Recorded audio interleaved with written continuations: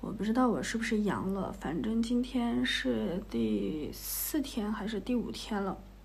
特别难受。我是去年10月份的时候就已经阳过了，这一次如果是阳的话，那应该是第2次阳了，但是我也不知道我这算不算阳，所以这2天真的是特别的难受，根本起不来，就是没有能给大家继续的去更新这个视频。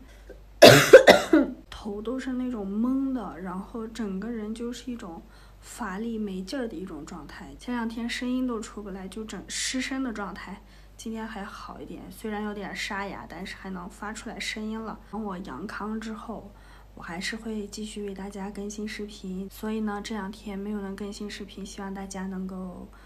谅解。最后呢，希望大家能够注意自己的身体，身体才是革命的本钱，千万不要生病了，尤其是在这个换季的季节，